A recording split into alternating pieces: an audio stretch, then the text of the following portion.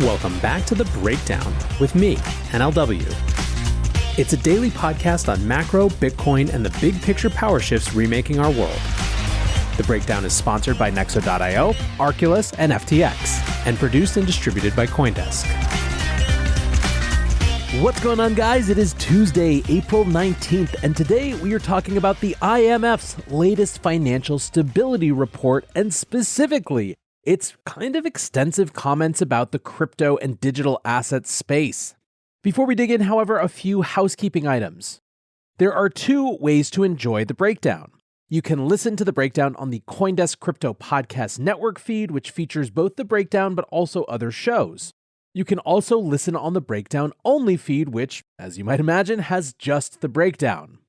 Both come out on the same day, with CoinDesk's feed coming out in the afternoon and the breakdown-only version of the show coming out in the evening. Whichever feed you listen to, if you are enjoying the show, please go subscribe, give it a rating, give it a review, and if you want to dig deeper into the conversation, come join us on the Breakers Discord. You can find a link in the show notes or go to bit.ly/breakdownpod. Finally, a disclosure as always, in addition to being a sponsor of the show, I also work with FTX. So today we're going to touch on a couple of different topics, but first we're going to go to this title story of the International Monetary Fund's just released report called Shockwaves from the War in Ukraine Test the Financial System's Resilience. The subheader is Financial Stability Risks Have Risen as War Tests the Resilience of the Financial System Through Various Channels. Now this is a really important topic, right?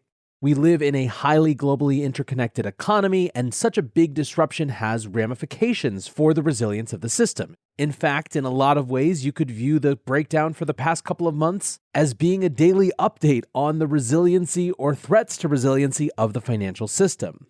What's interesting here is how much crypto features as a part of this report, even though the conclusion is largely about stuff that might happen in the future.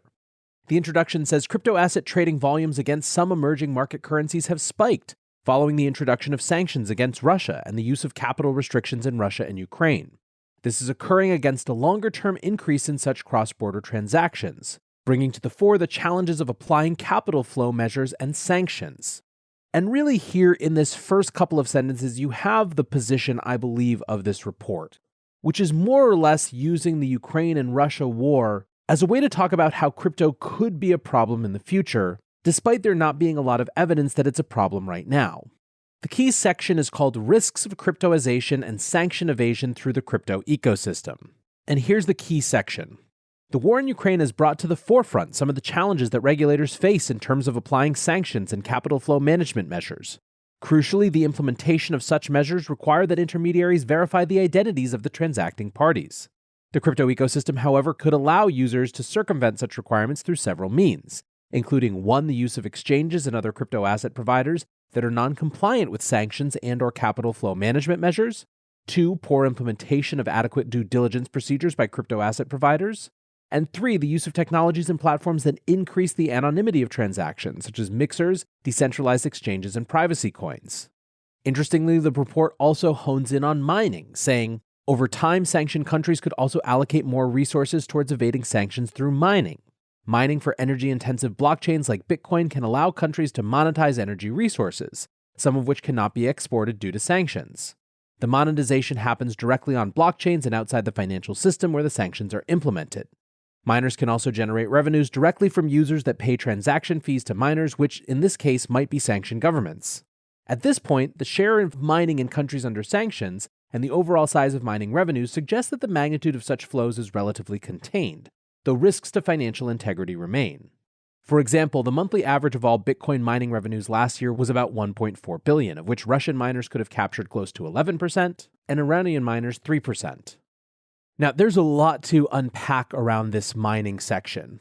For example, one could reverse this argument in a pretty significant way. What I mean by that is that the IMF is coming at this talking about how it would be within the power of sanctioned governments to use mining to evade those sanctions, or to just have another way to monetize their energy resources. You could also see this as a strategic imperative for those countries that are applying sanctions on places like Russia and Iran to create incentives for Bitcoin miners to be located there. Remember, in the wake of China's mining ban, The biggest beneficiary in the world was the United States. We've recently read a number of pieces on Long Read Sunday about Bitcoin as a strategic national imperative, and this is a great example of why, even though the IMF is kind of making the case from the opposite angle. Now, when it comes to their arguments around sanctions evasion, they do note in the report that this is largely future-focused because, in terms of right now, they write, liquidity in the ruble and hryvnia trading pairs in centralized exchanges remains limited and has even declined more recently in the case of the ruble, making large-scale transfers of value through crypto asset exchanges impractical. So to be clear, despite giving a bunch of time and space to crypto and digital assets' destabilizing effect in the context of this war, they're also saying that the evidence suggests that it's not actually happening in this war and is just something to look at going forward.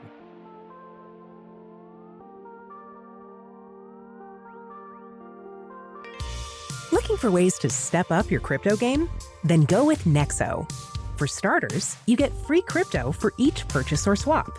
How about earning guaranteed yields? Up to 17% paid out daily. Ideal for you hardcore hodlers. You don't even need to sell. Instead, borrow instant cash against your assets. Get the most out of your crypto with Nexo at nexo.io.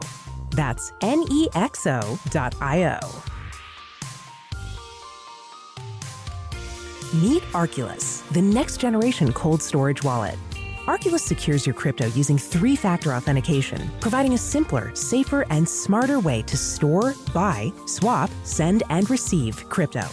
Arculus is offline cold storage. Your private keys are encrypted on the Arculus keycard and are never online. Stay safe from hackers with no cords, no charging, no Bluetooth. Just crypto security made simple. Buy Arculus on Amazon today. The Breakdown is sponsored by FTX US. FTX US is the safe, regulated way to buy and sell Bitcoin and other digital assets, with up to 85% lower fees than competitors. There are no fixed minimum fees, no ACH transaction fees, and no withdrawal fees. One of the largest exchanges in the US, FTX US is also the only leading exchange that supports both Ethereum and Solana NFTs. When you trade NFTs on FTX, you pay no gas fees. Download the FTX app today and use referral code BREAKDOWN to support the show. What really got people's attention was a call for crypto to be included in capital controls. Quote, laws and regulations for foreign exchange and capital flow management measures should be reviewed and amended if necessary to cover crypto assets. End quote. This is despite the fact that Bitcoin and other crypto assets don't formally count as financial assets or foreign currency in most places. There is something of an interesting divide growing, it seems, between the US and Europe as it relates to the digital asset industry and the impact of Russia's war in Ukraine. In the US, we've seen no less than the Treasury of the Secretary, Janet Yellen, and other members of the Treasury Department having to frequently explain to press, to the Congress, to Senate, that crypto is not, in fact, being used for sanctions. European politicians and political bodies, however, have been somewhat more hostile. There are recent comments of folks like Christine Lagarde, the president of the European Central Bank, who have continued to argue that digital assets should be a bigger focus given their potential for sanctions evasion, but it's also playing out in the regulatory sphere as well. Remember, the European Parliament is moving forward with rules that would force exchanges to collect data on basically any transaction that interacts with a self-hosted wallet. Crypto advocates in Europe are saying that this is more burdensome than rules for traditional finance, and that community is really worried about the potential implications and chilling effect on European crypto. Meanwhile, over in the UK, the Chancellor of the Exchequer is now making a new push to turn Britain into a global hub for crypto. This includes new regulatory review around DeFi, integration of stablecoins as a recognized form of payment, and even the Royal Mint printing their first NFT. Meanwhile, as I mentioned a minute ago, in the US, there has been a lot of optimism in the wake of Biden's executive order on crypto. We neither got the rushed rulemaking that some were worried about, nor certainly anything resembling a ban that some commentators had said was likely to come. Instead, what we got was a pretty standard there are opportunities and there are challenges political document. But the practical action was to organize the various departments of the government in a large-scale coordinated research process to help create coherent national policy around crypto and digital assets. This more positive tone was validated a couple of weeks ago by Treasury Secretary Yellen's speech, which featured, among other things, an articulation of the history of Satoshi and Bitcoin. But while the general trajectory of US regulation is heading in a positive direction, there is currently a bit of a dust-up right now around an SEC rulemaking process that some think would expand the definition of exchanges in ways that could be bad for crypto and, frankly, technology in general. The block points to two recent proposals from the SEC which, quote, push for expanded definition of terms that appear in the 1934 Securities Exchange Act.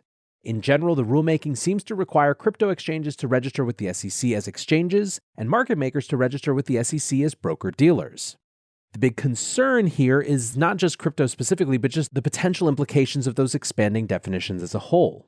SEC Commissioner Hester Peirce, in her dissenting statement on this from January, wrote, "A final message to those who operate any service that is designed to facilitate any communication between potential buyers and sellers of any type of security. Read this release. Even if you have nothing to do with government securities or even fixed income, or with traditional securities, read this release, preferably as soon as it is published on the Commission's website. It covers a lot of ground and you should not assume that it has nothing to do with you, because it probably does." FinTwit mainstay chairman Burb Bernanke said, "The SEC really said, screw it, we should make everything an exchange." That language, by the way, was edited for family safety.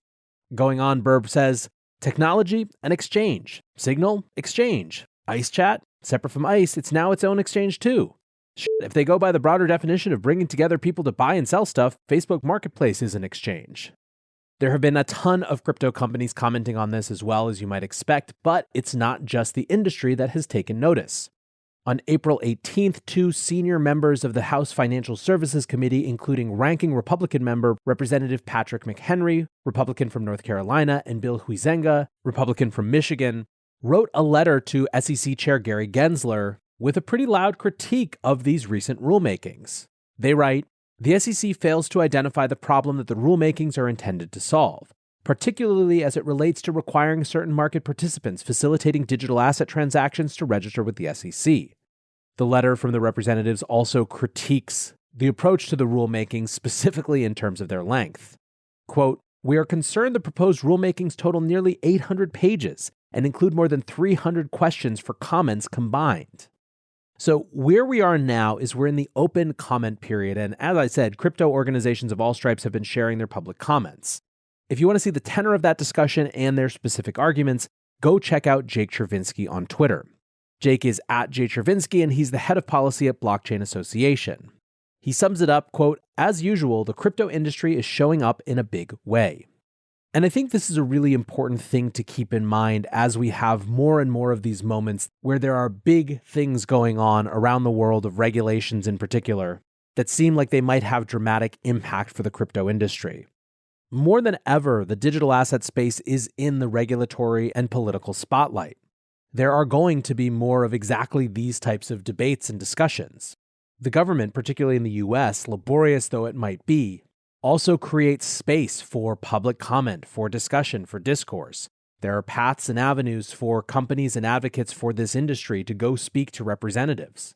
Indeed, for as much as we see on Twitter now with public comments, there's a huge amount of dialogue and discourse going on constantly, and not just around frustrating rules, but around everything between the industry, elected officials, and representative bodies.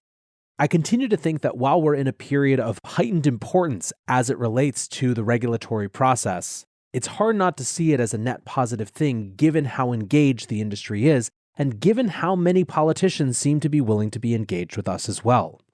There is a huge amount of open space to educate and engage politicians from all parts of the political spectrum, and each one of these moments offers a chance to do exactly that.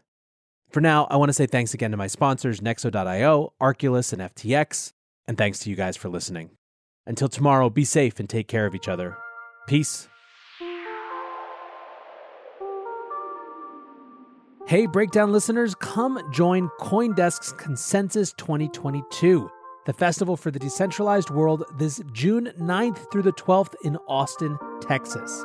This is the only festival showcasing and celebrating all sides of blockchain, crypto ecosystems, Web3, and the metaverse, and is designed for crypto newbies, investors, entrepreneurs, developers, and creators. Don't miss speakers like Cathie Wood, SBF, CZ, Punk6529, and Joe Lubin, to name just a few.